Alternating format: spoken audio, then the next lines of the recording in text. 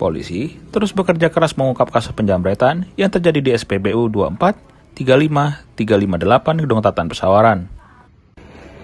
Kejadian ini melukai seorang pegawai sebelum pelaku melarikan diri. Kapolres Pesawaran, AKBP Mayaheni Hitu Jobesi menjelaskan, pihaknya mengalami kendala yang dihadapi dalam proses identifikasi pelaku. Petugas di lapangan sudah memeriksa rekaman CCTV dari lokasi kejadian, namun hasilnya belum maksimal karena wajah pelaku sulit terlihat jelas. Si pelakunya memang di gambarnya itu pecah. Memang ini harus kita sosialisasikan kembali kepada SPBU maupun toko-toko bisa seperti Indomaret, Alfamart. Ini harus punya CCTV yang memang kualitas gambarnya bisa bagus untuk bisa membantu mengungkapkan apabila adanya terjadi kejahatan di tempat tertentu. Ya, untuk SPBU sendiri kemarin sudah dilaksanakan kegiatan lidik dan sudah gelar juga.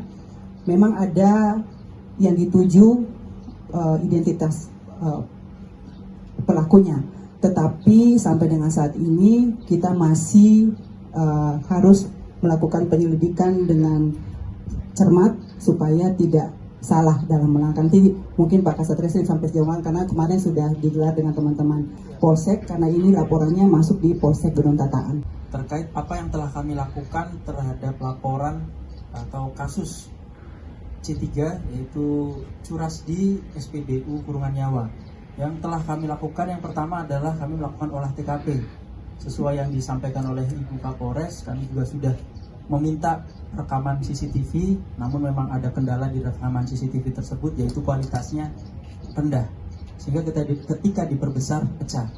Namun kami sudah ada dugaan terkait yang tadi disampaikan Ibu Kapolres pelaku, namun kita tetap menjunjung asas hukum, yaitu praduga tak bersalah, sehingga kami tetap akan melakukan lidik lebih dalam untuk objektifnya dalam pengungkapan, sehingga tidak salah dalam pengungkapan tersebut.